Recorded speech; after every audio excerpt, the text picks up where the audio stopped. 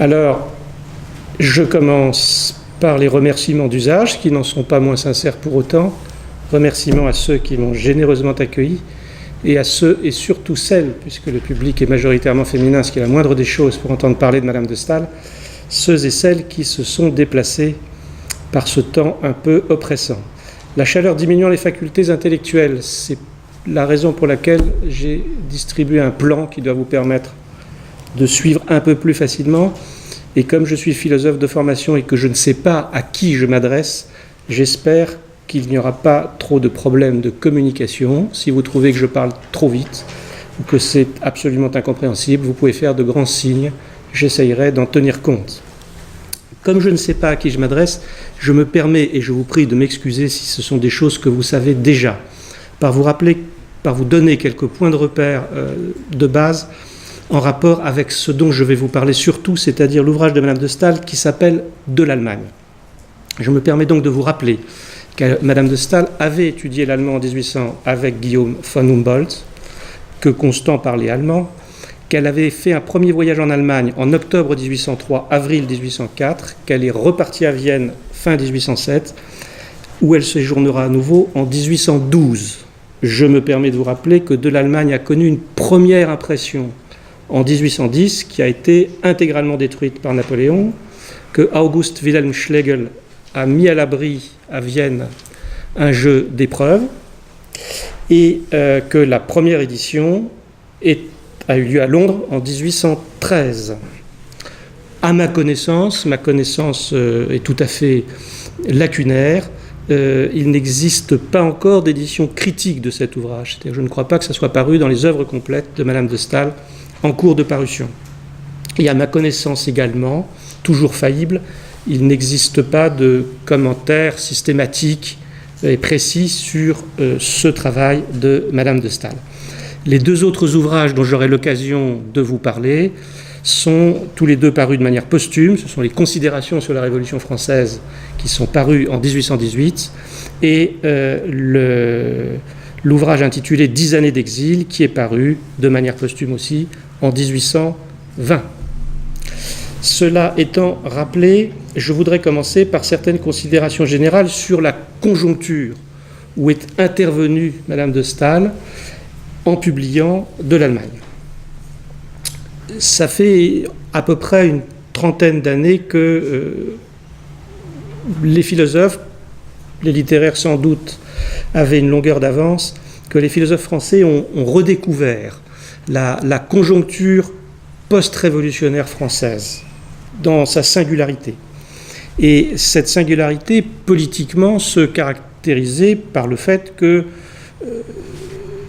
il s'est agi pour beaucoup d'entériner les résultats de la Révolution française en liquidant les prémices. Vous avez de ce point de vue-là une formule assez remarquable, écrite par Madame de Staël à propos de Napoléon. Elle dit ceci: « Car s'il aimait cette révolution comme l'ayant placée sur le trône, il la haïssait par son instinct de despote. Il aurait voulu l'effet sans la cause. » Il me semble que cette formule, l'effet sans la cause, déborde largement le cas de Napoléon décrit par Madame de Staël. Beaucoup voulaient conserver l'effet et se débarrasser de la cause. Beaucoup, c'est-à-dire tous ceux qui avaient bénéficié matériellement de la Révolution française, qui avait été aussi, même si elle n'a pas été seulement cela, un prodigieux transfert de propriété. C'est François Furet qui disait que ça avait été le plus grand transfert de propriété dans l'histoire de France. Donc, il s'agissait de... C'est la formule qui apparaît dès 89 et qui revient sans cesse, notamment sous la plume de Madame de Staël. Il s'agissait de terminer la Révolution. Terminer la Révolution, c'est conserver certains de ses acquis, notamment matériels, en se débarrassant de la cause. Mais quelle est la cause ? La cause est identifiée, on va tourner autour de ça pendant 3 quarts d'heure, la cause est identifiée par beaucoup comme étant la philosophie du siècle précédent, c'est-à-dire la philosophie du siècle des Lumières, ou plus brièvement des Lumières. Et du coup, conserver l'effet en se débarrassant de la cause, ça veut dire quoi ? Ça veut dire 3 choses, ça donne lieu à 3 interrogations, à la même interrogation, si vous préférez, sous 3 phases distinctes. D'une part, comment se débarrasser des Lumières ? Deuxièmement, de quelle lumière se débarrasser? Est-ce que c'est la faute à Voltaire? Est-ce que c'est la faute à Rousseau? Ou est-ce que ça ne serait pas la faute à un autre ou à d'autres? Et on va voir qu'en effet, dans De l'Allemagne de Madame de Staël, ce n'est ni Voltaire ni Rousseau qui sont en cause. Et enfin, et surtout, si on se débarrasse des Lumières, qu'est-ce qu'on peut mettre à la place? C'est dans ce contexte assez particulier que on va rencontrer, ou plutôt retrouver, ce qu'on peut appeler l'anathème matérialiste. Dès avant la Révolution française, le matérialisme avait été utilisé par les adversaires des Lumières pour disqualifier les Lumières. Les Lumières sont matérialistes, elles sont athées, et c'est pourquoi nous devons les combattre. Pendant la Révolution française, le matérialisme avait été également combattu, ou avait été présenté de manière assez remarquable comme étant indissociable de la corruption par deux figures que vous connaissez tous, deux figures qu'il peut paraître étrange de rapprocher, mais ça n'est pas absurde. Robespierre et Sade. Robespierre et Sade. Robespierre parce qu'il affirmait bien, et on en reparlera tout à l'heure, qu'il ne fallait pas être matérialiste pour être un républicain, c'est-à-dire un républicain vertueux, ce qui est un pléonasme sous la plume de Robespierre.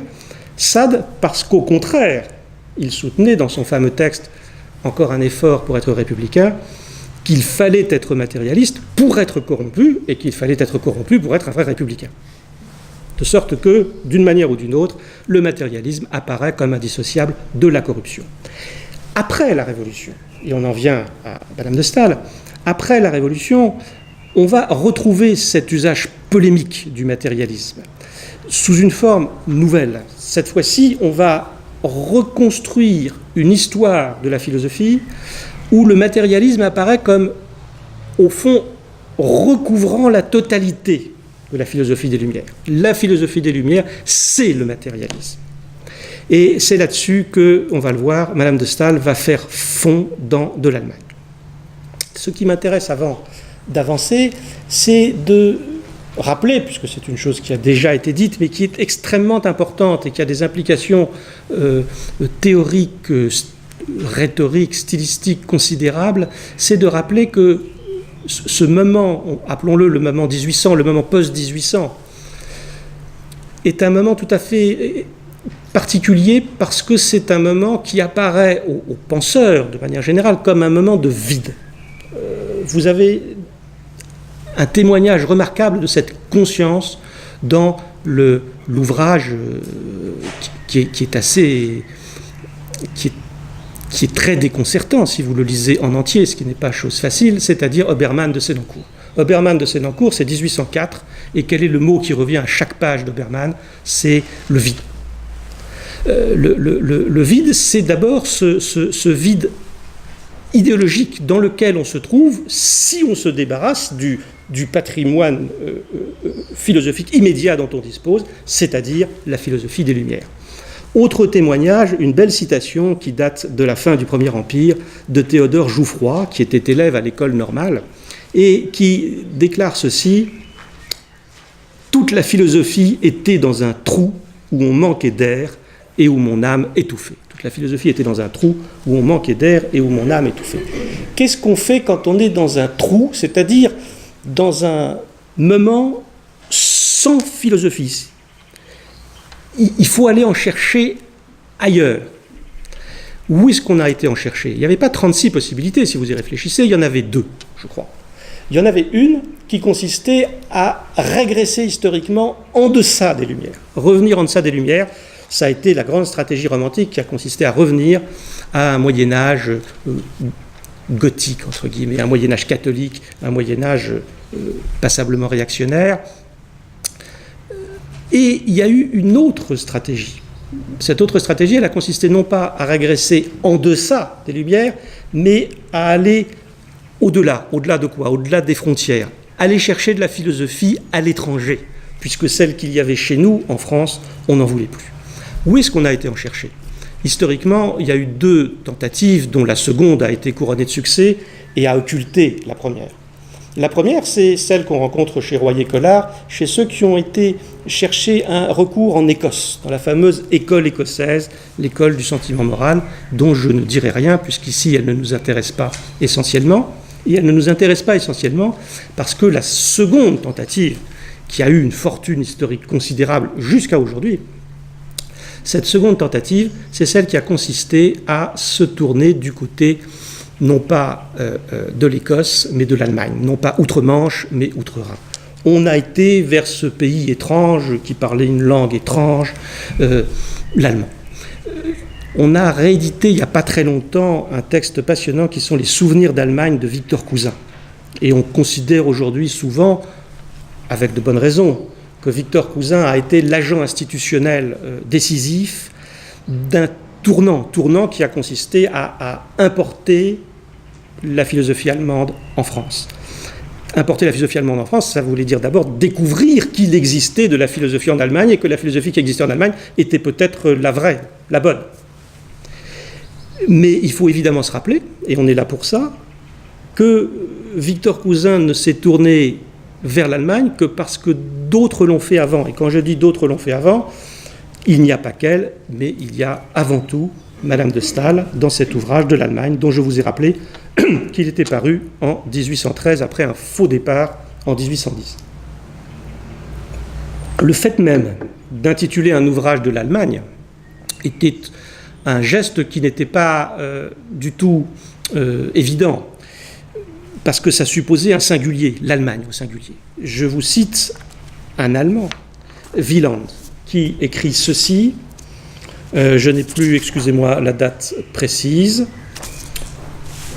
« Cela n'est que trop vrai, comme nous le reprochent si souvent les étrangers qui apprennent à nous connaître de plus près.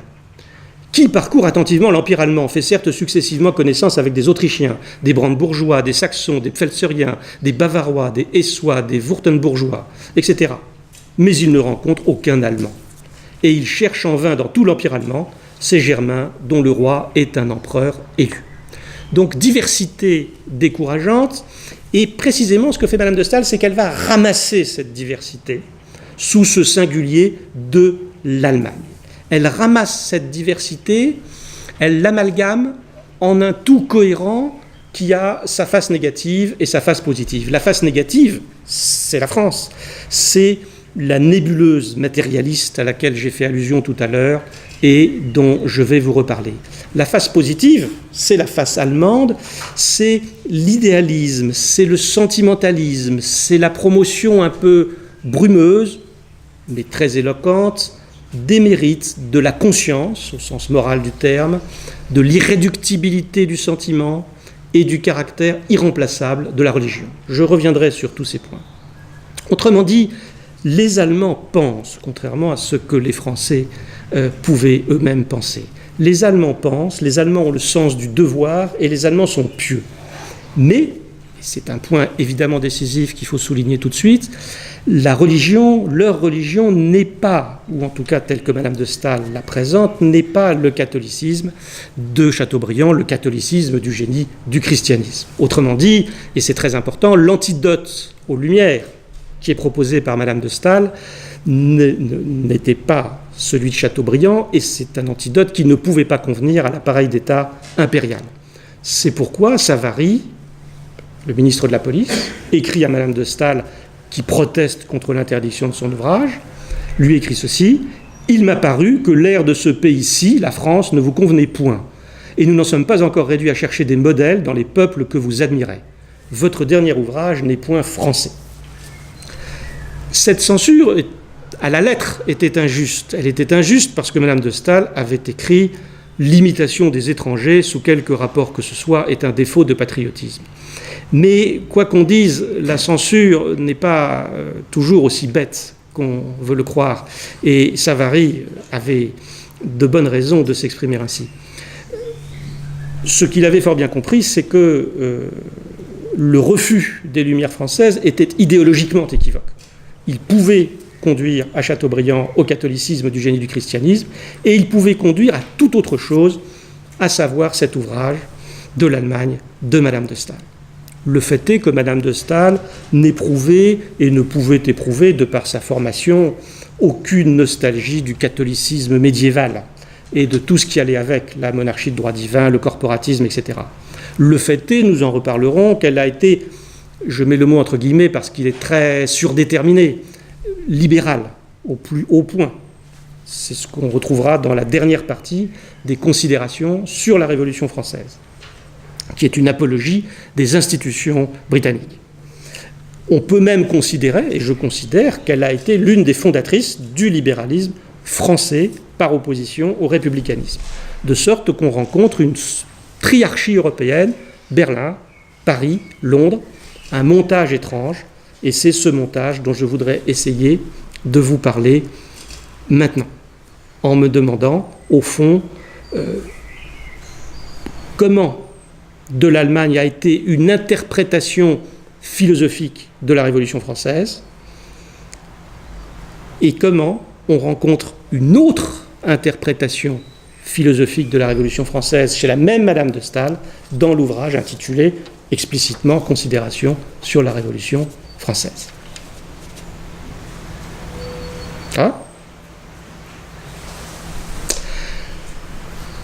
Un point un peu dense, mais bref, je vous rassure, pour essayer de fixer ce qu'on peut appeler le nexus matérialiste, c'est-à-dire la façon dont Madame de Staël explique le rapport théorique entre empirisme et matérialisme. Empirisme et matérialisme sont des termes qu'elle va associer et finalement identifier. Cette identification, vous allez voir pourquoi, est extrêmement importante.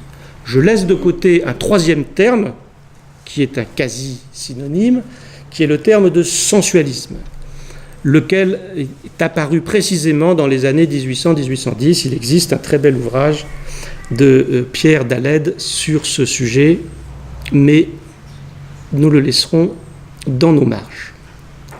Voici ce qu'écrit Madame de Staël pour expliquer comment on va passer de Locke à d'Holbach. Locke, l'empiriste anglais, d'Holbach, le matérialiste français. Locke, Condillac, Helvétius et le malheureux auteur du système de la nature, c'est d'Holbach, le malheureux auteur, ont marché progressivement dans la même route. Les premiers pas étaient innocents. Ni Locke, ni Condillac n'ont connu les dangers des principes de leur philosophie. Mais bientôt, ce grain noir qui se remarquait à peine sur l'horizon intellectuel s'est étendu jusqu'au point de replonger l'univers et l'homme dans les ténèbres. Le matérialisme n'était pas les lumières, ou c'était des lumières qui ramenaient l'homme aux ténèbres. Comment est-ce que ça s'explique, ou comment est-ce qu'elle justifie cette progression inéluctable qui va de Locke, l'homme des Lumières par excellence, à d'Holbach et Helvétius, les matérialistes qui replongent l'homme dans les ténèbres? Eh bien, le raisonnement est le suivant. Si on est empiriste, c'est-à-dire si on est lockeien, nous devons dire que toutes nos idées sont réductibles à la sensation. Et si nous réduisons toutes nos idées à la sensation, nous devons, dit Madame de Staël, nier l'immortalité de l'âme. Nous devons nier l'immortalité de l'âme. Pourquoi ? Parce que, je cite, « nulle sensation ne nous révèle l'immortalité dans la mort ». Donc, l'âme est mortelle. Deuxièmement, nous devons nier tout autant le sentiment du devoir. Pourquoi devons-nous nier le sentiment du devoir ?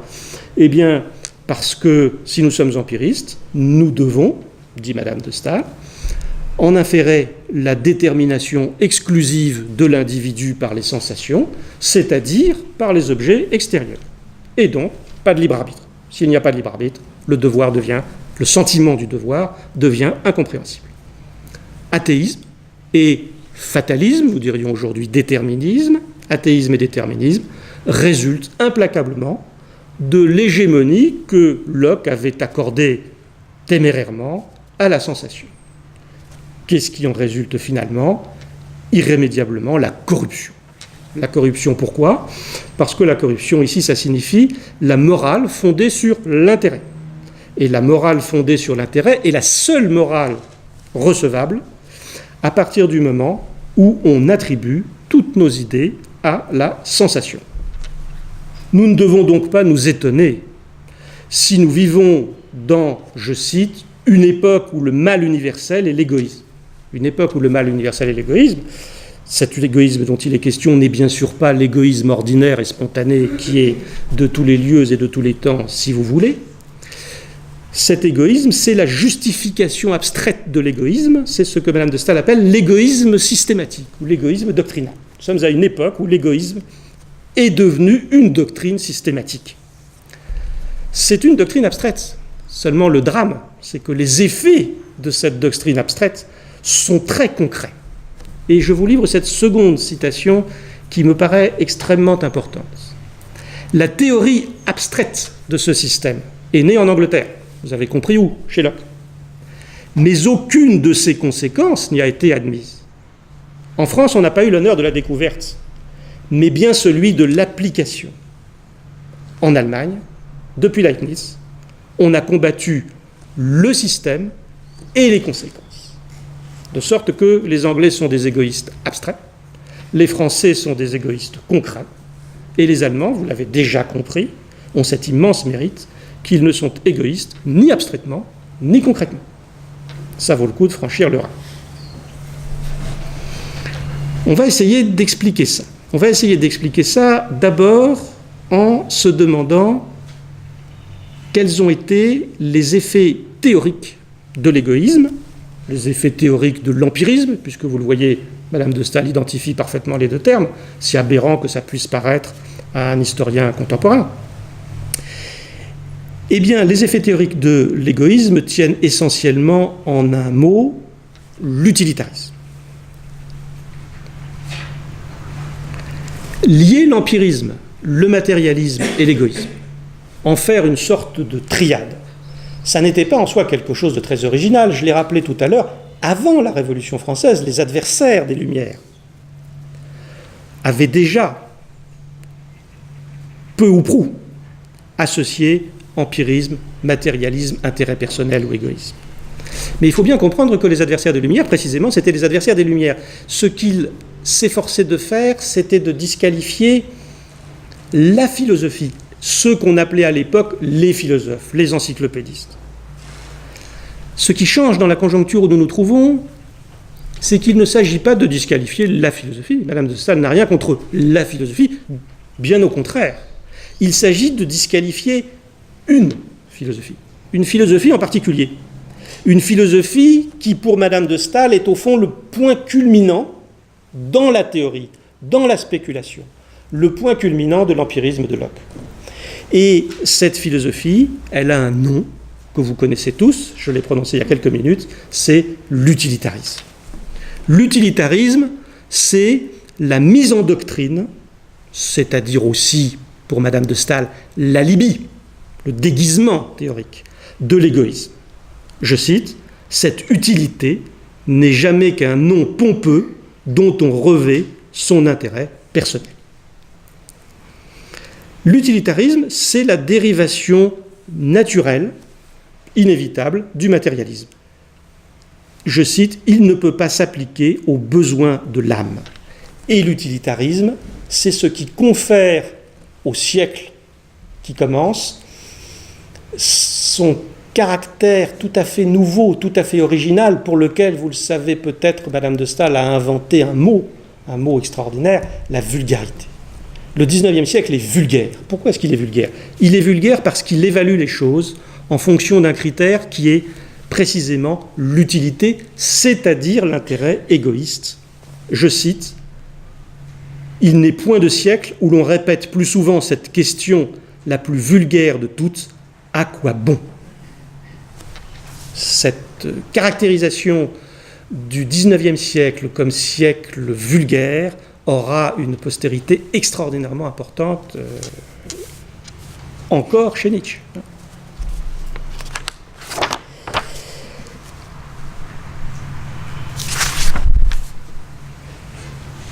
Je me permets une petite régression pour le plaisir, sans être bien certain que vous partagerez ce plaisir. Diderot, 1754. La formulation est très proche de Madame de Staël, et c'est intéressant de voir l'écart. Diderot, 1754. Dans les dans les pensées sur l'interprétation de la nature. Il n'y a qu'un seul moyen de rendre la philosophie vraiment recommandable aux yeux du vulgaire. Il n'y a qu'un seul moyen de rendre la philosophie vraiment recommandable aux yeux du vulgaire. C'est de la lui montrer accompagnée de l'utilité. Le vulgaire demande toujours « à quoi cela sert-il » et il ne faut jamais se trouver dans le cas de lui répondre à rien. Vous pourriez dire Madame de Staël et Diderot disent à peu près la même chose. À peu près, mais le à peu près cache un abîme. Parce que le problème de Diderot, c'est de neutraliser l'objection du vulgaire, de l'homme du peuple, qui dit « à quoi ça sert de chercher à satisfaire sa curiosité sur des points qui ne semblent avoir aucune conséquence pratique ?» Madame de Staël dit tout à fait autre chose. Madame de Staël veut se débarrasser de la vulgarité du philosophe moderne, c'est-à-dire précisément de Diderot, par exemple. Vulgarité qui est très dangereuse parce qu'elle se propage, elle contamine le siècle. Donc l'utilitarisme, c'est le nom savant de la vulgarité moderne. L'historien contemporain réagit immédiatement en disant « tout de même cela est un peu fantaisiste, tout de même Bentham n'a rien à voir avec Sade, tout de même l'utilitarisme n'a jamais justifié la satisfaction sans scrupule, la satisfaction sauvage de l'intérêt personnel ». Le raisonnement de Madame de Staël, qui se tient, consiste à dire qu'en réalité, le point décisif se trouve dans le fait que l'utilitarisme transforme la morale en un calcul. Le mot calcul est ici très important. Qu'est-ce que calcule l'utilitariste ? Il calcule des plaisirs et des peines. Il fait des additions, des soustractions, et l'individu va là où il y a le plus de plaisir et le moins de peine. Que la politique puisse devenir une science d'évidence mathématique, pour autant qu'elle opère sur des masses, sur des grands nombres. Le terme de masse est ici important parce qu'il apparaît pendant la Révolution française avec son double sens social et mathématique. La masse, c'est à la fois la populace, vulgaire, et c'est le grand nombre, sur lequel on peut effectuer des opérations qui ne valent pas si on raisonne sur un individu. Donc que la politique puisse devenir une science d'évidence mathématique, Madame de Staël l'avait elle-même soutenue en 1796 dans l'influence des passions, en 1798 à nouveau dans les circonstances actuelles pour terminer la Révolution française. Elle soutenait à ce moment-là que l'intérêt personnel, si on le prend dans la rationalité des grands nombres, devient rationnellement gouvernable. Je la cite, « Il ne faut jamais calculer en masse que sur les efforts de l'intérêt personnel ». En 1810, quand elle écrit de l'Allemagne, elle est beaucoup moins convaincue de cela.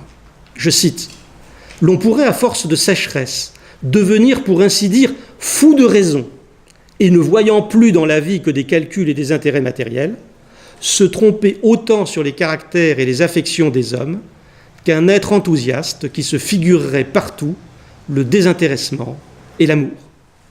Devenir fou de raison. »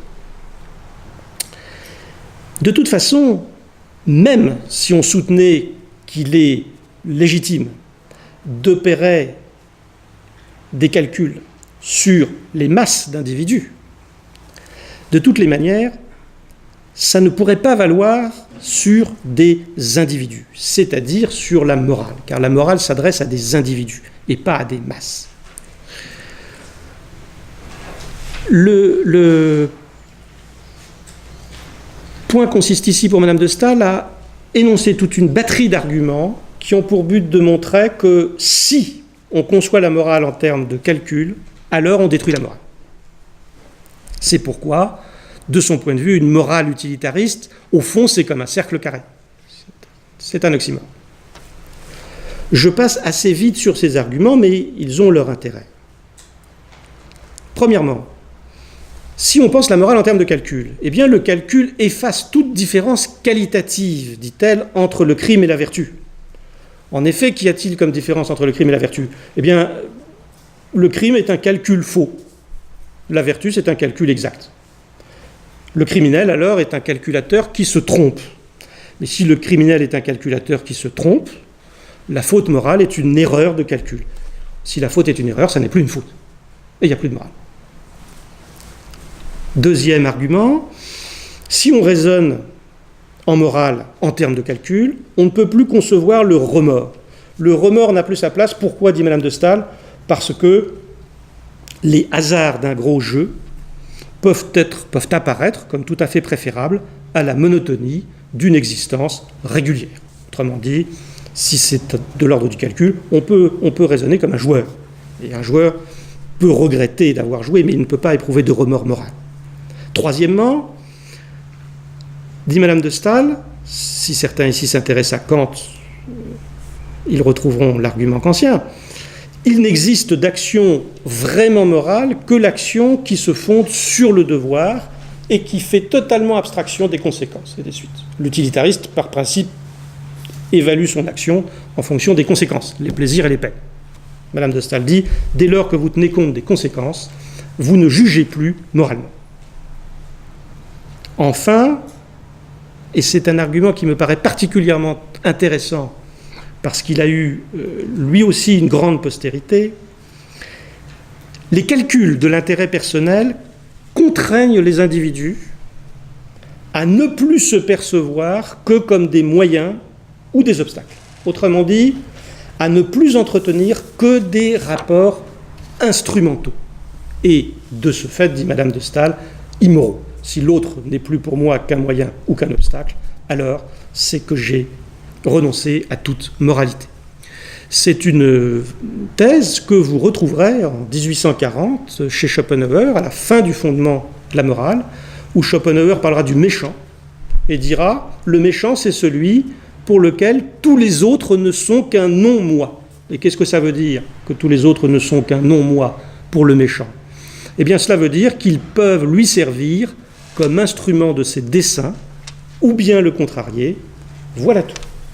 Si nous avions le temps, nous pourrions faire un petit détour par Marx et montrer que chez Marx, qui est aux antipodes de Schopenhauer, que chez Marx, on retrouve cette idée, sous une forme évidemment différente, mais qui est la suivante, à savoir que le capitalisme moderne contraint chacun à percevoir l'autre, soit comme une limite, un obstacle. C'est la Déclaration des droits de l'homme et du citoyen. La liberté de chacun s'arrête là où commence celle de l'autre. L'autre est un obstacle. Et que d'autre part, le capitalisme contraint chacun à percevoir autrui comme un moyen, c'est évidemment l'exploitation.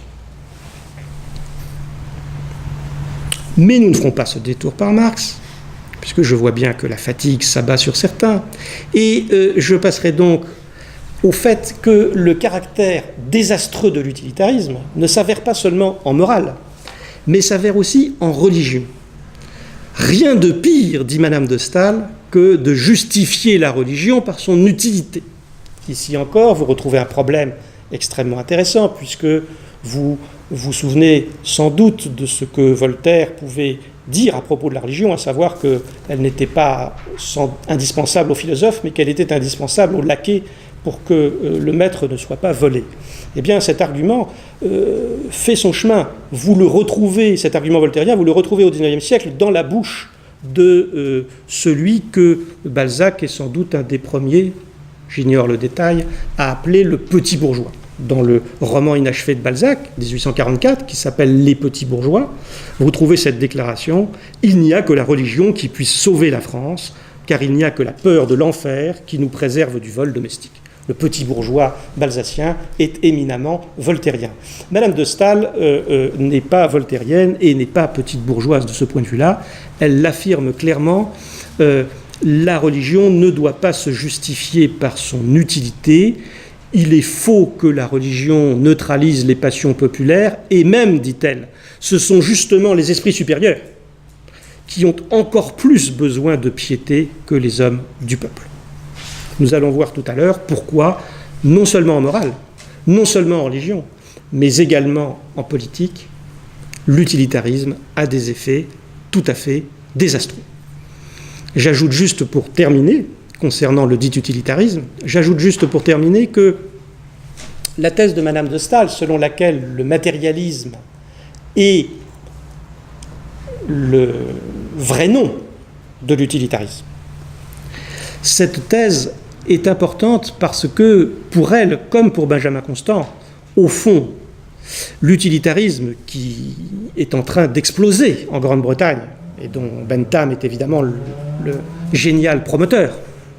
Bentham qui a été d'abord connu, je le rappelle à tous, en français, par son traducteur suisse, hommage à la Suisse, Dumont. L'utilitarisme qui est en train d'exploser en Grande-Bretagne, mais qui est connu à cette époque-là en France et dans toute l'Europe, dans une grande partie de l'Europe au moins, apparaît à Benjamin Constant et à Madame de Staël comme étant au fond une sorte de grand concurrent philosophique.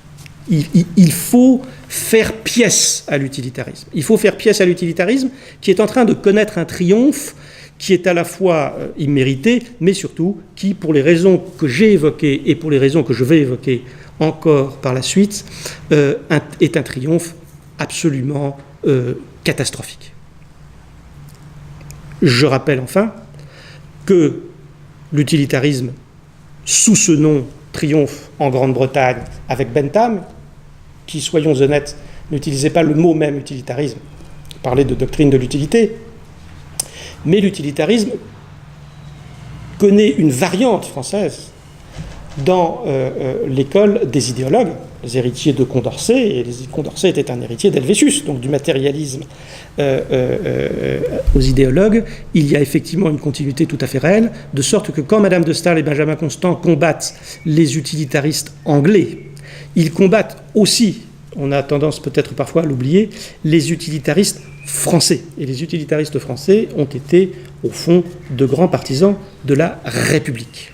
On reviendra tout à l'heure à l'opposition entre libéralisme et républicanisme. Je passe aux effets politiques de l'égoïsme, puisque jusqu'ici, tout ce que nous avons montré, c'est que l'empirisme de Locke a donné lieu au matérialisme et le matérialisme à l'utilitarisme. Nous sommes restés inscrits dans une histoire qui est une histoire purement spéculative. Les choses se corsent parce que, je vous ai lu tout à l'heure cette déclaration remarquable, les Français ne se sont pas contentés de tirer des conséquences théoriques de Locke. Ils ont appliqué les principes.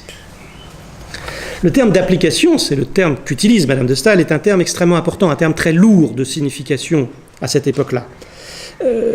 Parce qu'il renvoie à un débat qui a ravagé, pourrait-on dire, ou obsédé l'Europe révolutionnaire de 1790 à 1800 et au-delà.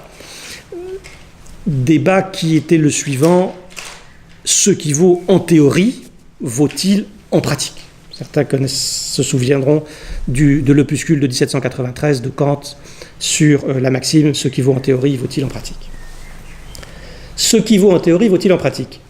Appliquer le matérialisme, au sens où Madame de Staël en parle, qu'est-ce que ça veut dire? Ça veut dire que la Révolution, ayant appliqué le matérialisme, devait échouer. Elle devait échouer non pas parce que, comme l'aurait dit Burke, elle aurait mis en pratique des principes qui, abstraitement, sont recevables, mais seulement abstraitement. La grande thèse de Burke. Il y a des principes qui sont vrais en théorie, mais il ne faut pas les appliquer. Si on les applique, c'est une catastrophe. Madame de Staël ne dit pas ça. Madame de Staël dit que les principes qui ont été appliqués par les Français étaient des principes intrinsèquement faux. Les Lumières étaient fausses dans leur contenu, dans leur cœur. Et je reviens à la question que je posais au début. Quelle lumière? C'est pas Voltaire, c'est pas Rousseau, ou c'est pas essentiellement Voltaire, et c'est encore moins Rousseau, pour lequel Madame de Staël, depuis toujours, a eu une grande affection. C'est Helvétius. C'est éventuellement le malheureux auteur du système de la nature de Locke. Ce sont les matérialistes. Ce sont ces lumières-là que vise Madame de Staël, mais ces lumières-là sont pour elle les lumières tout court. Rousseau étant un auteur tout à fait à part. La Révolution française, de ce point de vue-là, c'est le diagnostic que porte Madame de Staël dans De l'Allemagne, qui est un diagnostic quand même assez étrange. La Révolution française a été catastrophique, pour l'essentiel, en tout cas dans sa phase terroriste. Et elle a été catastrophique, elle a été terroriste, parce qu'elle a été matérialiste. c'est-à-dire tributaire de la philosophie des Lumières. Si je vous dis ça comme ça, vous devez nécessairement vous dire cette formulation est très énigmatique, parce qu'on ne voit pas très bien en quoi la Révolution a été matérialiste. On voit encore moins en quoi la Révolution de Robespierre, la Terreur, a été matérialiste. Autrement dit, la question que nous avons à résoudre, je vous rassure, se résout facilement, c'est de comprendre comment le matérialisme s'est matérialisé dans la Révolution. Si on est un lecteur de Benjamin Constant, on a une réponse à la question de savoir pourquoi la terreur. Mais on a une toute autre réponse. On ne passe pas du tout par le matérialisme. Si on a lu Benjamin Constant, on dit il y a eu la terreur parce qu'il y a eu Rousseau. Le Rousseau du contrat social, de la volonté générale, de l'aliénation totale. Si vous renoncez à tous vos droits, il ne faut pas s'étonner ensuite si vous n'en retrouvez aucun. Robespierre, en ce sens-là, tire les conséquences inévitables du contrat social de Rousseau. Ça, c'est Benjamin Constant. Madame de Staël, je viens de le rappeler, avait beaucoup de sympathie pour Rousseau, et elle arrive à la terreur par un tout autre biais qui est celui du matérialisme. Voici ce qu'elle écrit. « Quant à l'époque la plus sanglante de la Révolution, on a voulu autoriser tous les crimes, on a nommé le gouvernement comité de salut public. C'était mettre en lumière cette maxime reçue que le salut du peuple est la suprême loi. » Je relis, « Quant à l'époque la plus sanglante de la Révolution, on a voulu autoriser tous les crimes, on a nommé le gouvernement comité de salut public. C'était mettre en lumière cette maxime reçue que le salut du peuple est la suprême loi. » Je reviens un instant à l'énigme avant de la résoudre. L'énigme, bien sûr, c'est que Robespierre n'était pas du tout matérialiste. Robespierre n'a pas cessé de stigmatiser les encyclopédistes. Robespierre n'a pas cessé de stigmatiser le matérialisme qui conduit à la corruption. Et pourtant, Madame de Staël nous dit, au fond, Robespierre était matérialiste. Comment justifier ce paradoxe? Et qu'est-ce que ça a à voir avec le comité de salut public? La réponse est la suivante. Le comité de salut public renvoyait à la célèbre maxime selon laquelle le salut du peuple est la suprême loi. Cette maxime est parfaitement juste. Madame de Staël y souscrit entièrement. Mais évidemment, il faut s'entendre sur ce qu'est la suprême loi. Parce que si vous dites que le comité, c'est le comité de salut public et que le salut public, c'est la suprême loi, on vous demande quelle est la suprême loi. Madame de Staël continue en disant la suprême loi, c'est la justice.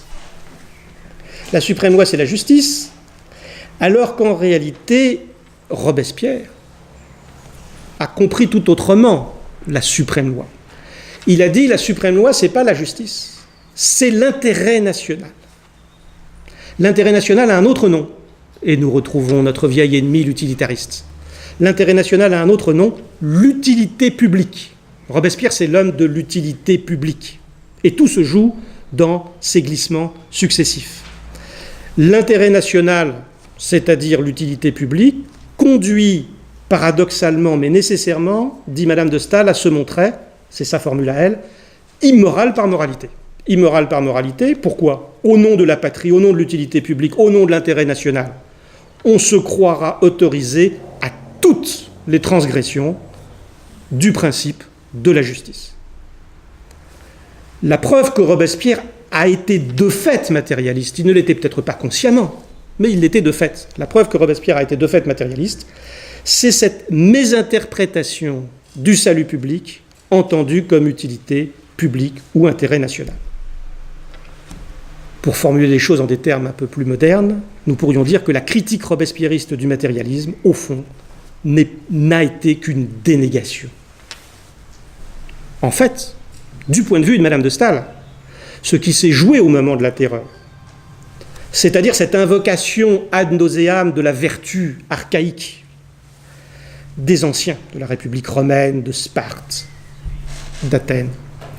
L'invocation inlassable de la vertu archaïque s'est conjuguée avec l'utilitarisme politique en une sorte d'hybride idéologique absolument monstrueux, dont ne pouvait résulter que le sacrifice des individus par un pouvoir qui, nous retombons toujours sur le même langage, et c'est normal, par un pouvoir qui a calculer la balance des pertes et des gains en vie humaine, au lieu de scrupuleusement respecter la loi morale. Respecter la loi morale, ça veut dire respecter chaque vie.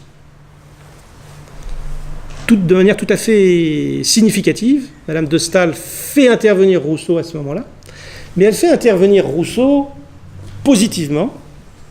Rousseau comme n'étant pas du tout le promoteur dangereux de la volonté générale, mais comme étant celui qui d'avance avait condamné Robespierre en déclarant, je cite Madame de Staël, qu'il n'était pas permis à une nation d'acheter la révolution la plus désirable par le sang d'un innocent. Ce qui est en réalité, en effet, la paraphrase d'une formule de Rousseau dans l'article Économie de l'Encyclopédie. Comme quoi, vous le voyez, Rousseau peut être tantôt l'antidote de Robespierre et tantôt le père de Robespierre. Si tout s'était arrêté avec Robespierre, nous pourrions parler de tout cela en 1810 sereinement. Hélas, la chute de Robespierre n'a pas du tout sonné celle de l'intérêt personnel. Avec le Premier Empire, ce que Madame de Staël appelle un État jacobin et despotique tout ensemble, l'esprit de calcul règne plus tyranniquement qu'il n'a jamais régné. Le véritable héritier de Robespierre, c'est Napoléon. Je vais me tourner un instant vers le récit autobiographique inachevé de Madame de Staël, des années d'exil, parce qu'on y trouve sur Napoléon toute une série de critiques qui, dans de l'Allemagne, ne figurent pas, je le suppose, parce qu'à ce moment-là, évidemment, elle espérait échapper à la censure. Premier point, il est tout à fait significatif, révélateur du point de vue de Madame de Staël, que Napoléon ait témoigné des sympathies pour Robespierre.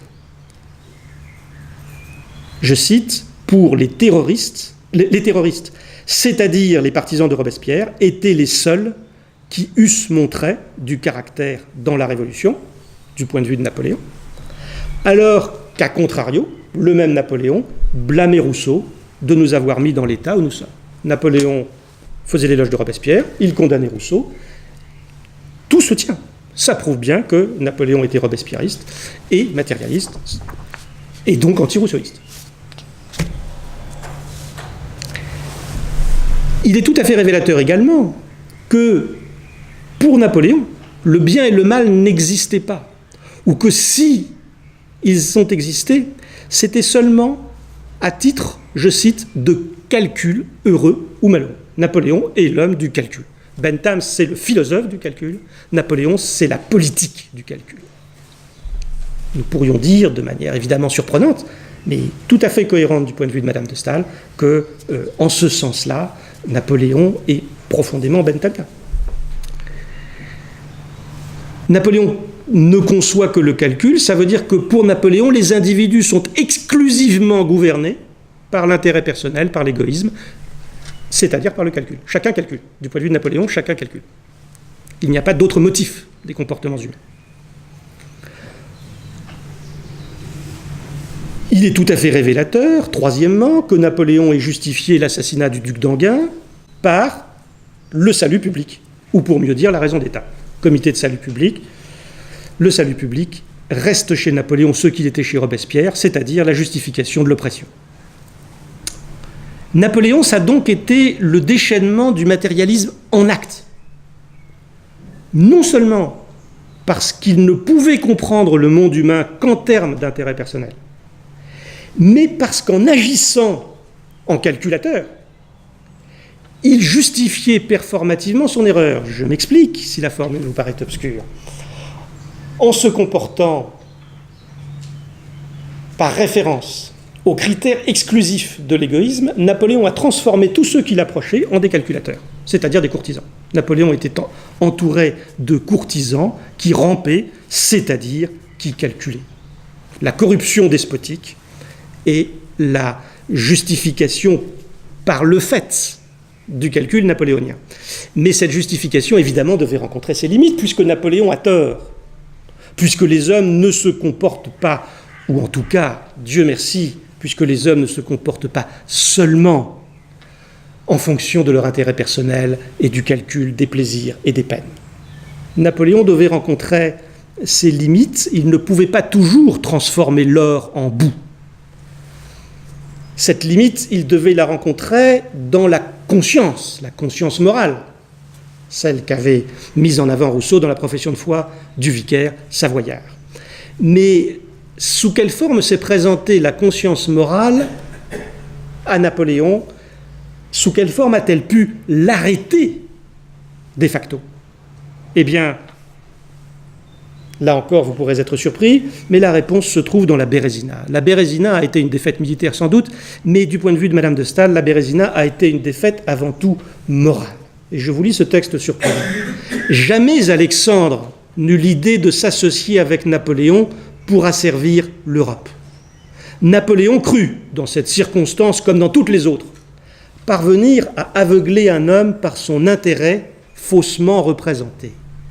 Mais il rencontra de la conscience, et ses calculs furent tous déjoués, car c'est là un élément dont il ne connaît pas la force, et qu'il ne fait jamais entrer dans ses combinaisons. La formulation est tout à fait remarquable.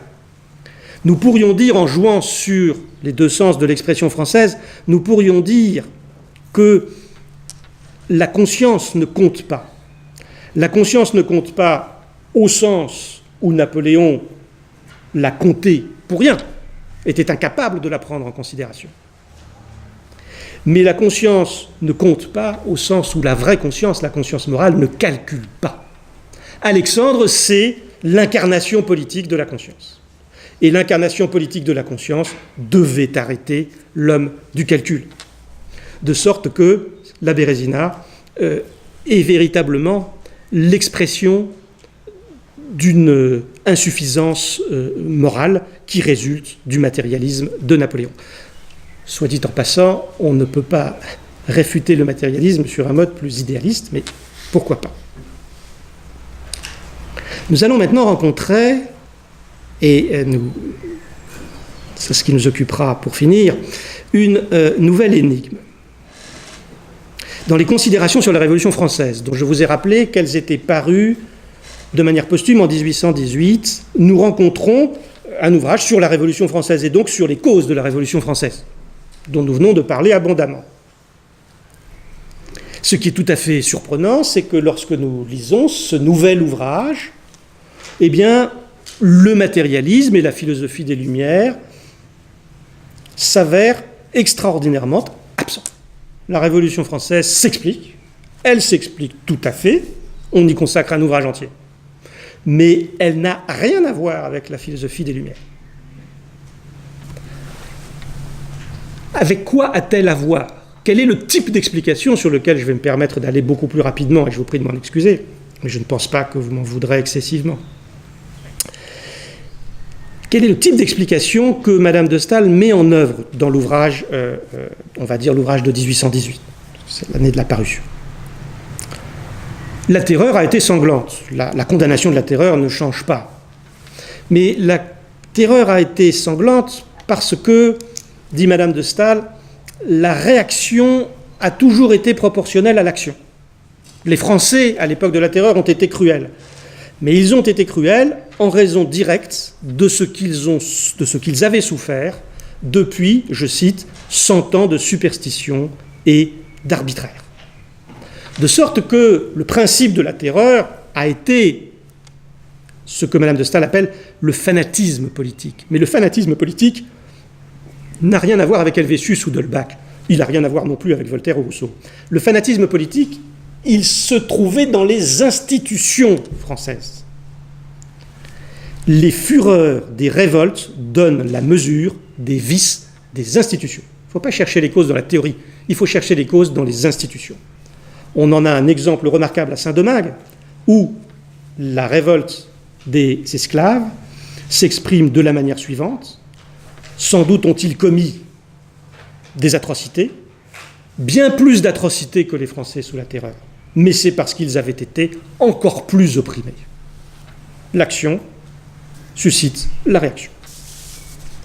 Autrement dit, lorsque Madame de Staël dit en 1818 qu'il faut considérer philosophiquement les événements, c'est une expression intéressante, considérer philosophiquement les événements. Qu'est-ce que ça veut dire?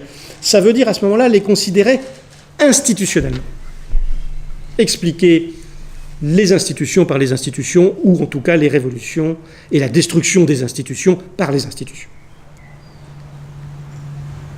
Ça ne résout pas notre énigme, ça ne fait que nous permettre de mieux la formuler.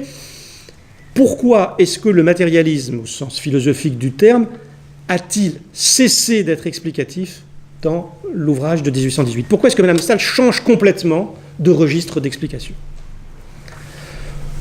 Il y a une première réponse qui me paraît insuffisante, mais je l'évoque parce qu'elle comporte certainement une part de vérité, qui est la réponse conjoncturelle. La réponse conjoncturelle, c'est que les deux ouvrages n'ont pas été écrits au même moment. L'ouvrage sur la Révolution française est écrit après le Premier Empire. Et le problème politique se présente sous une forme très différente. Le problème, c'est le retour des émigrés. Le danger principal, d'une certaine manière, c'est une restauration beaucoup trop brutale. C'est la contre-révolution. Ça n'est pas la révolution qui, à ce moment-là, peut paraître caduque. Je vais essayer de vous montrer qu'il y a des raisons, me semble-t-il, plus profondes qui expliquent le changement de registre explicatif, le changement de diagnostic qu'a porté Madame de Staël sur la Révolution française. Et pour cela, je reviens à l'ouvrage sur de l'Allemagne, en essayant de me demander cette fois-ci, pour finir et frontalement, au fond, pourquoi est-ce que Madame de Staël s'est tournée vers l'Allemagne ? Pas seulement l'Allemagne philosophique, mais pour une bonne part, l'Allemagne philosophique. En fonction de ce que nous avons dit, la première raison qui est la plus importante pour laquelle elle a effectué cette opération, cette énorme opération de l'Allemagne est un gros livre, par son volume et par sa densité. La première raison pour laquelle elle a effectué cette opération se comprend bien. Le matérialisme, nous l'avons vu tout à l'heure, résulte inévitablement de l'empirisme anglais. Quelle est la seule manière, philosophiquement, spéculativement, de se débarrasser du matérialisme ? C'est de couper le mal à la racine. Couper le mal à la racine, ça veut dire se débarrasser de l'empirisme. Se débarrasser de l'empirisme, ça veut dire aller chercher une philosophie qui ne doit rien à l'empirisme. Où pouvons-nous trouver une philosophie qui ne doit rien à Locke ? En Allemagne. C'est parce que les Allemands ne doivent absolument rien à Locke qu'ils sont, je cite cette formule extraordinaire de Madame de Staël, la nation métaphysique par excellence. Les Allemands sont la nation métaphysique par excellence. Ce sont les meilleurs philosophes parce qu'ils n'ont pas été contaminés par le catastrophique principe selon lequel toutes nos idées sont réductibles à la sensation. Il y avait une seconde raison pour laquelle Madame de Staël a écrit cet ouvrage sur de l'Allemagne. C'est que le mépris, la condescendance avec laquelle les Français considéraient l'Allemagne, ce mépris et cette condescendance avaient été assez largement intériorisés par les Allemands eux-mêmes. Ceux d'entre vous qui s'intéressent à Fichte et au discours à la nation allemande trouveront une autre formulation du même problème. Et par conséquent, écrire de l'Allemagne, c'était redonner de la fierté aux Allemands eux-mêmes et leur permettre par conséquent de résister aux Français, de leur permettre de résister culturellement aux Français. De sorte que cette très importante et absolument originale, la première fois qu'on faisait ça, cette très importante réévaluation culturelle de, je mets le mot entre guillemets, l'Allemagne au singulier, c'est-à-dire de ces étranges contrées qui apparaissaient pour beaucoup en France comme un peu barbares. Cette réévaluation culturelle avait pour but à la fois d'opérer un arrachement à la filiation empiriste et, d'autre part, de contribuer à l'émancipation des vaincus. Cela devait contribuer au retournement virtuel de situation, c'est-à-dire au renversement de Napoléon, renversement qui devait s'effectuer sur le plan militaire sans doute, mais sur le plan culturel aussi et indissociablement. Si on a compris ça, on a la clé qui permet de lire tout l'ouvrage sur de l'Allemagne, dont je ne vous ai pas dit grand-chose. faute de temps. On a la clé parce que cette clé, c'est l'antimatérialisme. L'Allemagne au singulier de Madame de Staël trouve la justification de son singulier dans le refus du matérialisme. Elle n'est pas matérialiste. Les Allemands sont une nation, dit encore Madame de Staël, contemplative. Et elle produit une petite histoire assez extraordinaire de la philosophie allemande pour justifier, pour exhiber ce caractère absolument congénitalement étranger au matérialisme de la pensée philosophique allemande. Elle repart de... pardonnez-moi. Elle part d'abord d'une thèse stupéfiante si on pense aux penseurs allemands de la même époque et à leur tropisme hellénique.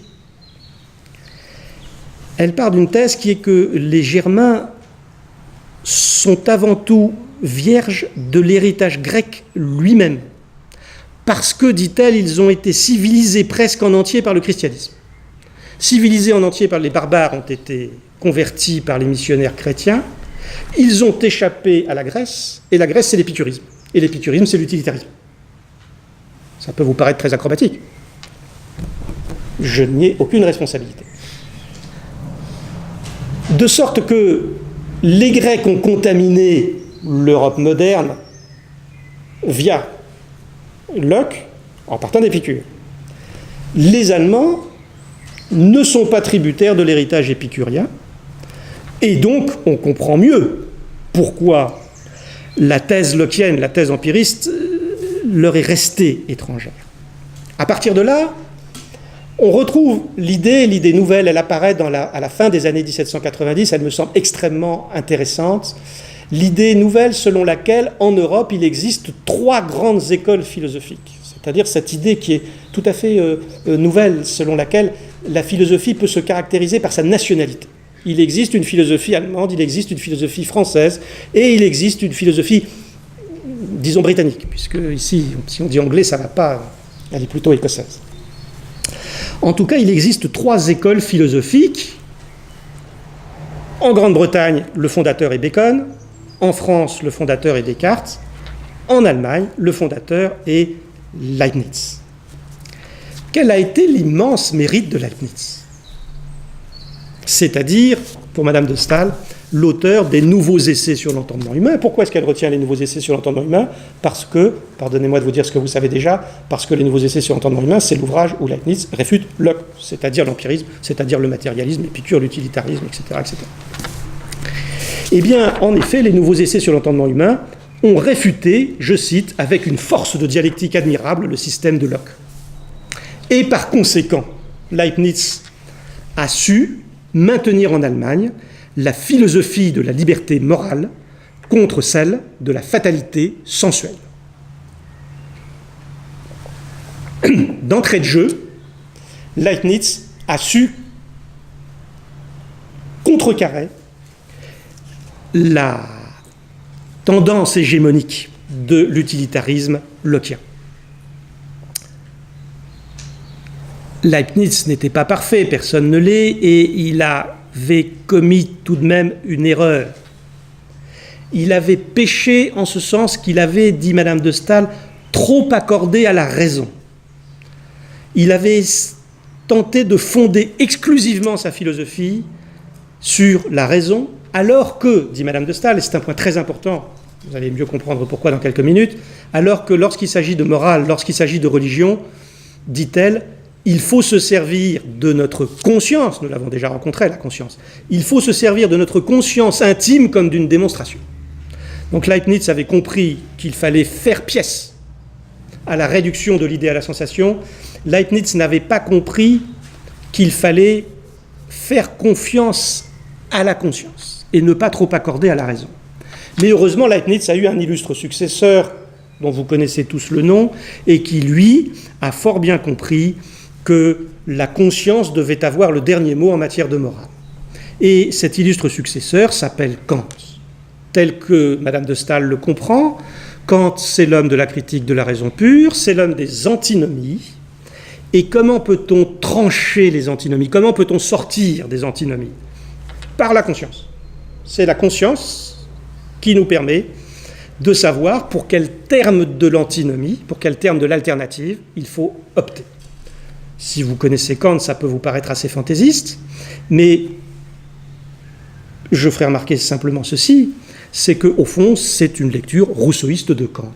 Et qu'il était bon qu'une lecture rousseauiste de Kant ait eu lieu, si l'on se souvient que depuis en France, il y a eu tellement de lectures kantiennes de Rousseau. Kant, de ce point de vue-là, c'est celui qui a fait porter entièrement la charge de la moralité sur la conscience, c'est-à-dire sur, le mot est très important, sur un sentiment. Ce sentiment moral qui est, je cite Madame de Staël, la condition nécessaire de notre être moral. Kant a su opposer le sentiment à la sensibilité. Du même coup, on comprend pourquoi Kant a été capable d'écarter tout mobile intéressé, c'est-à-dire tout calcul, en montrant que, je cite, la destination de l'homme sur cette terre n'est pas le bonheur, contrairement à ce qu'affirme Bentham, mais le perfectionnement. Kant a été anti-eudémoniste, Kant a donc été anti-utilitariste. Et là, s'ajoute Madame de Staël, il s'exprimait avec un style très obscur et assez désespérant. On peut sourire, mais on peut aussi reconnaître que pour quelqu'un qui découvrait Kant et qui découvrait la philosophie allemande, Kant devait apparaître en effet irrémédiablement comme très très obscur. Et après tout, on le comprend mieux maintenant en France, mais il y a pas mal de pages qui restent assez, je ne dirais pas désespérantes, mais rebutantes. Kant, lui aussi, a fait une erreur. Il a fait une erreur qui est la même que celle de Leibniz. Il a quand même été trop rationaliste. En quel sens est-il resté trop rationaliste? C'est-à-dire trop leibnizien, finalement.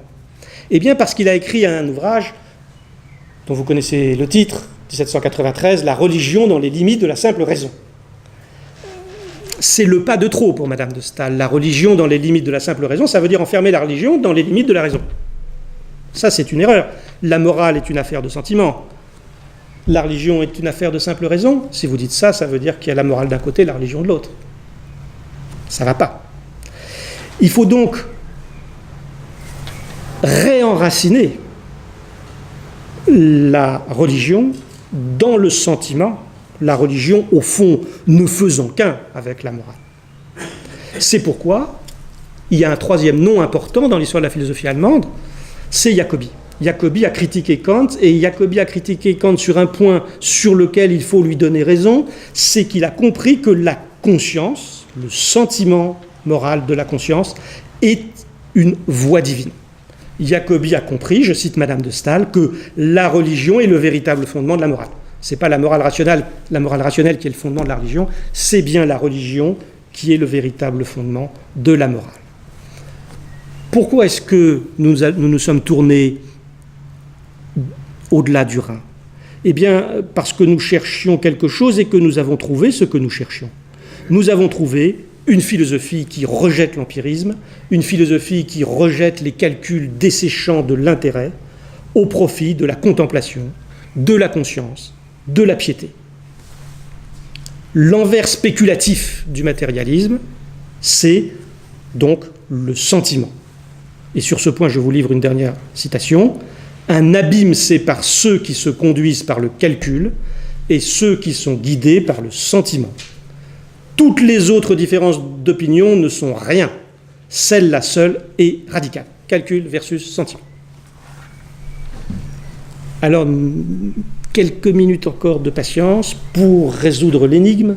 Pourquoi est-ce qu'en 1818, dans les considérations sur la Révolution française, toute cette construction qui est extrêmement élaborée et extrêmement cohérente, quelles que soient les réserves philologiques que l'historien contemporain puisse éprouver maintenant.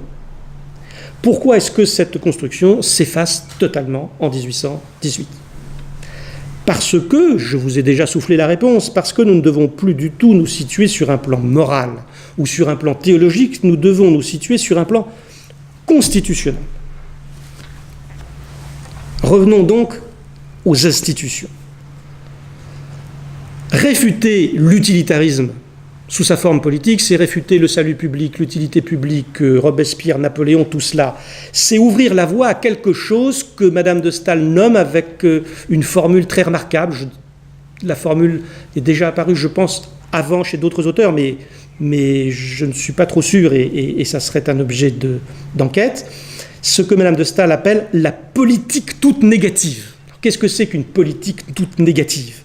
C'est une politique où le gouvernement est chargé de cette haute police qui doit permettre à chacun de jouir des avantages de la paix et de l'ordre social en achetant cette sécurité par de justes sacrifices. C'est ce que nous appellerions aujourd'hui, je crois, à peu près, mettons-nous d'accord là-dessus, libéralisme. Le libéralisme comme politique négative, la définition est évidemment insuffisante, je vous le concède, mais elle est ici heuristiquement correcte. Le matérialisme s'opposait sur le plan spéculatif au sentiment. Sur le plan institutionnel, le matérialisme s'oppose au libéralisme. Tout le problème, c'est que le libéralisme, en tant que système institutionnel, on peut toujours le chercher, mais on ne le trouvera jamais en Allemagne. L'Allemagne, dit Madame de Staël, est la patrie de la pensée, thème qui aura une grande fortune, l'Allemagne comme peuple de penseurs. Mais pour Madame de Staël, ça veut dire que l'Allemagne est seulement la patrie de la pensée, ou elle n'est que la patrie de la pensée. C'est beaucoup, ça ne suffit pas. Parce que si les Allemands sont de profonds spéculateurs, si les Allemands sont des moralistes intransigeants, il faut reconnaître, hélas, qu'ils sont aussi politiquement paresseux. Je cite, « Ils abandonnent assez volontiers aux puissants de la terre tout le réel de la vie. » Il faut donc chercher ailleurs qu'en Allemagne les institutions dont nous avons besoin si nous voulons instituer une politique toute négative, qui n'existe pas en France, certes pas, mais qui n'existe pas non plus en Allemagne. Où est-ce qu'on va la chercher, cette construction institutionnelle ? Évidemment, là où elle se trouve, c'est-à-dire en Grande-Bretagne. Car en Grande-Bretagne, nous rencontrons, je cite, le plus beau modèle de l'ordre social. Et c'est à ce modèle qu'est consacrée toute la dernière partie des considérations sur la Révolution française. En Angleterre, on n'éprouve pas les vertiges de la pensée, mais on jouit d'institutions qui sont indépassables. Je cite, « C'est à ces institutions politiques actuelles, à ces institutions que d'autres peuples peuvent imiter, qu'elle doit ses vertus et sa splendeur. » Et pourquoi ces institutions sont-elles admirables ? C'est parce qu'elles rendent possible un gouvernement qui, je cite, ne se mêle jamais de ce que les particuliers peuvent faire aussi bien que lui. Ce qui est une formulation extrêmement simple et, je crois, historiquement très importante du libéralisme. Ce que je vous ai présenté comme une énigme se résout alors tout à fait simplement. Nous comprenons pourquoi les considérations n'invoquent pas le matérialisme pour expliquer la terreur.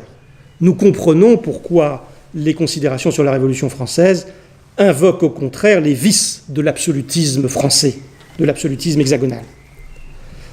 La terreur révolutionnaire renvoyait au matérialisme philosophique lorsqu'il s'agissait de chercher une morale. La terreur renvoie à l'arbitraire des institutions lorsqu'on cherche de nouvelles institutions. Ça veut dire simplement ceci. Ce qu'on cherche en Allemagne, c'est quelque chose qui doit permettre d'armer idéologiquement le libéralisme. On peut le trouver en Allemagne. On ne peut trouver que cela en Allemagne parce qu'on y rencontre une littérature qui a pour caractère distinctif, je cite, de rapporter tout à l'existence intérieure. En Angleterre, on trouve tout à fait autre chose. On trouve de quoi étayer institutionnellement le libéralisme. On trouve le régime parlementaire, on trouve la liberté de la presse, on trouve le commerce. Et nous nous trouvons de ce fait devant un très singulier alliage, très composite, où les institutions anglaises sont censées trouver leur complément idéologique dans la littérature allemande. C'est un montage très curieux, ce que Madame de Staël a perçu plus ou moins comme complémentaire ne peut que nous paraître à nous comme passablement contradictoire, mais je crois que c'est historiquement passionnant, parce que c'est tout à fait révélateur d'une situation remarquable où, je reviens à la formule de départ, pour terminer la Révolution, ce qui a quand même été le grand problème français pendant un bon moment, pour terminer la Révolution, on s'est efforcé d'importer des matériaux composites que l'on présumait introuvables dans l'histoire nationale. La postérité de ce montage mériterait toute une série d'autres conférences, mais alors je vous rassure, celle-ci s'arrête ici, et je vous remercie infiniment d'avoir pu écouter toutes ces considérations jargonnantes par une température un peu accablante, je vous le concède.